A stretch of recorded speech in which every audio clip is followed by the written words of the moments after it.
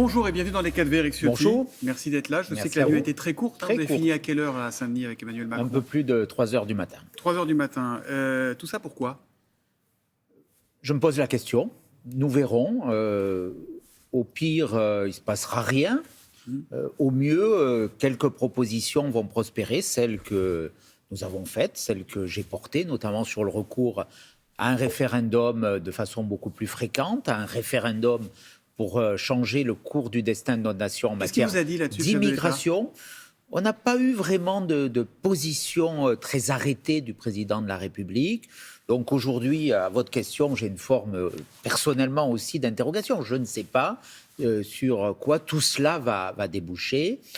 Un autre Qu'est-ce que vous avez fait pendant prévu. 12 heures? Juste écouter les uns les autres? Il n'y a pas d'annonce? Il n'en sort rien de concret? Il n'y a pas eu d'annonce particulière. Il y a eu 3 grandes thématiques, une sur l'international, une sur la réforme des institutions, l'autre sur les tensions qui ont traversé le pays avec ces émeutes qui ont embrasé nos quartiers, nos territoires. J'ai beaucoup parlé personnellement des questions de violence, de la drogue qui gangrène nos territoires, du communautarisme, de l'immigration. On verra sur quoi ça débouche. Je vous le dis ce matin, j'ai une forme de scepticisme. J'espère que ça ne sera pas qu'une opération de communication. Le président de la République a beaucoup parlé lors de ces débats. Manuel Bompard, en sortant pour LFI, il a dit avoir eu l'impression de vivre 12 heures sur la planète Mars. D'abord, je dis que l'exercice me paraissait opportun. Je l'ai dit parce que nous sommes dans un moment de tension. Donc la main tendue, vous applaudissez. On a vécu dans l'hémicycle des crises, une crise politique qu'ont installé notamment les Insoumis, avec une violence qui menace toujours nos institutions. Le fait que tout le monde, tous les représentants des partis puissent discuter, débattre. On a eu des échanges. Donc vous n'avez pas perdu votre temps. Brefs. Vous ne dites pas j'ai perdu ma journée. Je ne peux pas vous le dire aujourd'hui. Je peux pas vous le dire. Nous verrons. J'ai porté par exemple sur l'international une proposition pour relancer l'Union pour la Méditerranée. Le président de la République y a accédé. Sur le référendum, il doit revenir vers nous. Il doit revenir vers nous. Je ne sais pas. Mais sur le principe du référendum ou sur votre référendum sur l'immigration? Sur les deux. Moi, je souhaite d'abord qu'on élargisse le champ du référendum. Aujourd'hui, sur la question de l'immigration, d'ailleurs, le président de la République l'a rappelé, on ne peut pas consulter, le président de la République ne peut pas consulter directement. Il faut une réforme préalable de la Constitution. Elle est dans le texte que les Républicains, avec Bruno Retailleau, Olivier Marleix, ont déposé. Donc nous voulons faire, je dirais, 2 coups en un. On réforme la Constitution pour élargir la possibilité aux Français de s'exprimer. Et on porte les grands sujets sur l'immigration, notamment sur les quotas migratoires, le fait que la loi puisse fixer un plafond migratoire. Vous allez vous revoir, c'est quoi la suite? C'est quoi le calendrier? C'est quoi l'agenda? Il y aura un numéro 2? Il y aura... Ça nous a été annoncé, on ne sait pas quand. On va voir. Voilà. Vous le souhaitez? Si c'est concret, voilà, je crois qu'il y a eu un tour d'horizon. On a posé nos propositions sur la table. Le président Larcher l'a fait sur une étape de décentralisation, de débureaucratisation, qu'il y ait plus de pouvoir sur les territoires et moins dans la bureaucratie centrale. Tout cela doit se traduire maintenant concrètement. Je l'appelle de mes voeux, je vous le redis.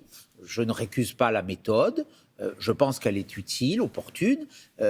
Pour l'heure, je ne suis pas convaincu sur les résultats. Est-ce que vous avez parlé du préférendum? Parce que depuis le début de la semaine, le gouvernement parle de ça. Alors, pour éviter une seule question, où en général on répond non, quelle que soit la question, ils disent on va faire une liste de questions et on votera sur plusieurs sujets à la fois. Le président de la République nous a indiqué qu'il ne savait pas ce que c'était, que ça n'existait pas et que c'était... il a dû demander à Olivier Véran, le porte-parole du gouvernement. Oui, il a d'ailleurs dit que c'était l'idée d'Olivier Véran, mais pas la sienne. Donc c'est pas d'actualité, ça vous semble pas d'actualité? Ça ne me semblait pas d'actualité. Bon. En tout cas, c'est ce qu'il nous a dit. Plus d'un an après les législatives, Eric Ciotti, on a toujours du mal à situer votre parti LR. Est-ce que vous êtes des opposants? Est-ce que vous êtes des alliés branchés sur courant alternatif? Est-ce que vous êtes trop divisés pour pouvoir répondre à cette question? C'est quoi LR aujourd'hui? Nous sommes dans l'opposition, clairement. Nous avons été élus dans l'opposition. Nous y sommes. Nous le restons. Nous portons, à la différence des oppositions qui veulent quelque part détruire notre nation, je parle de la NUPES et des Insoumis. Nous sommes une opposition qui se veut utile. C'est le sens des propositions très concrètes, très pragmatiques et très réalistes que nous avons formulées. Elles sont rédigées, nos textes sont déposés pour faire avancer les choses. Donc vous pouvez être des alliés de circonstance. Nous ne sommes pas des supplétifs, nous ne sommes pas des alliés. Là où je veux amener ma famille politique, c'est à la victoire. À la victoire à l'élection présidentielle. Avant ça, parce que c'est loin la présidentielle. Oui, mais on s'y prépare dès maintenant. On va en parler. Sur la base des idées, et des idées claires et des idées fortes. Faire tomber le gouvernement, c'est une des obsessions de la NUPES, par exemple. Est-ce que c'est sur votre to-do list aujourd'hui? Moi, mon obsession, c'est redresser la France. Nous sommes dans une situation de crise politique. Il y a une crise politique, il n'y a pas de majorité à l'Assemblée nationale, de crise démocratique, de crise sociale. Beaucoup de Français souffrent. La question du pouvoir d'achat, de crise sécuritaire. La violence n'a jamais été aussi forte, de crise identitaire. Peut-être, mais c'est pas du tout ma question. L'immigration remet en cause, mais c'est ma réponse. Oui, si mais ça, c'était Georges Marchais qui fait ça, c'est pas votre famille politique à la base. Oui, mais bon. Est-ce que votre objectif, sur votre to-do list, il y a faire tomber le gouvernement? Il y a à l'occasion d'une motion de censure. Il y a faire progresser la France sur le fond. Voilà, faire tomber le gouvernement, c'est pas un objectif. Il y a le fait qu'on revienne au pouvoir et pas simplement pour nous, pour redresser un pays qui décline, qui est en voie de déclassement, qui sombre sur bien des égards. Il y a un thème qui est structurant dans les politiques, c'est le budget. Ce sera cet automne. Est-ce que vous pourriez voter le budget en fonction de ce qu'il y aura dedans, ou est-ce que c'est non par principe? Dans ce que nous avons entendu, non. Voilà. Nous, ce que nous demandons, je l'ai refait encore hier soir, c'est moins de dépenses publiques inutiles. 58% de dépenses publiques aujourd'hui. On est au record du monde. Ces dépenses publiques, elles nourrissent des prélèvements obligatoires, les impôts, les charges, qui sont eux aussi les plus élevés au monde, qui pèsent sur le pouvoir d'achat des ménages. Donc ce que nous allons faire, et les Républicains déposeront un contre-budget, c'est moins de dépenses publiques par la réforme de l'État. Le budget, a priori, ce sera non. Et aussi, je le veux, et ça j'insiste là-dessus, on doit être le parti qui prône la baisse des impôts, la baisse des cotisations, pour l'augmentation des salaires. Il n'y a pas eu de hausse d'impôts, c'est le mantra de Bruno Le Maire depuis 6 ans. Les prélèvements obligatoires ont augmenté. Voilà. On joue sur les mots, mais jamais les prélèvements obligatoires n'ont été aussi élevés dans notre pays. Ils pèsent sur les entreprises, donc sur l'emploi, sur la compétitivité. Ils pèsent surtout, et les Français le mesurent, quand ils vont faire leurs courses, leurs pleins, quand ils payent leurs factures d'électricité du fait d'erreurs majeures. J'ai souligné au président de la République, notamment sur l'électricité, on a payé aujourd'hui les erreurs qui ont été faites sur le nucléaire. En tout cas, pour cette rentrée, vous avez au moins un problème de régler, c'est celui de la prochaine présidentielle. Nicolas Sarkozy a réglé le problème et il a dit le candidat de LR, ce sera Gérald Darmanin, merci, bonsoir. D'abord, c'est pas du tout ce qu'il a dit. Son succès me ferait plaisir. Jusqu'à présent, les faits lui ont largement donné raison. Saura-t-il franchir une autre étape, voire l'étape ultime, celle qui mène à la présidence de la République? Je le lui souhaite, car il a des qualités évidentes. Il n'a pas dit je le souhaite, il a dit je le lui souhaite. Ouais. Il n'a jamais dit ça de Valérie Pécresse, Laurent Wauquiez. C'est certes. S'il a dit que Laurent Wauquiez était le plus talentueux de sa génération. Donc il a dit aussi quand on veut gagner le Tour de France, il faut mouiller le maillot. Chacun peut y trouver ce qu'il veut. En tout cas, ce n'est pas Nicolas Sarkozy qui désignera notre candidat à l'élection présidentielle. Nous le désignerons collectivement, on a des procédures, je m'y emploie, et nous le désignerons sur une incarnation forte. Laurent Wauquiez, pour moi... Quelle place il a encore dans la famille LR, Nicolas Sarkozy? Moi, je respecte naturellement son parcours. Je respecte, j'ai du respect et de l'amitié pour le président Sarkozy. Ça, c'est pas terrible comme soutien. C'est pas lui qui décide.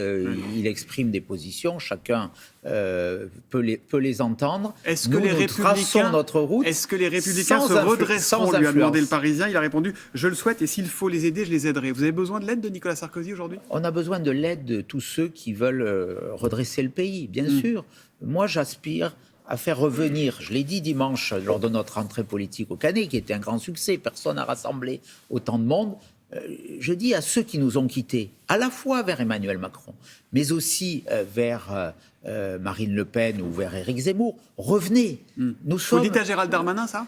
Je le dis à tout le monde. Il fait partie de la famille, Gérald Darmanin? C'est quoi? C'est un traître, c'est un félon, c'est un allié pour demain, c'est un candidat possible? Il s'est trompé par une forme d'opportunisme. Mais je le dis demain, ça peut vous paraître audacieux ou ambitieux aujourd'hui, mais ça se jouera. Nous sommes dans le pôle, je dirais, qui peut faire converger vers nous à la fois des électeurs qui, par défaut, ont choisi Emmanuel Macron ou par colère vont vers Marine Le Pen. Par oui ou par non, Gérald Darmanin, il pourrait être le candidat LR dans 4 ans? Non. Très bien. Merci Eric Ciotti d'être venu dans les 4V. Je voudrais ce matin avoir une pensée particulière pour Gérard Leclerc. Il nous a quittés brutalement il y a quelques jours. Gérard, il était de la famille. Il avait notamment été rédacteur en chef de Télématin. Il avait longtemps présenté les 4V ici même. Pensez aussi pour sa femme et pour leurs enfants. Merci Eric Ciotti. Merci à tous les deux. Merci également à Yoann Robert pour la traduction en langue des signes.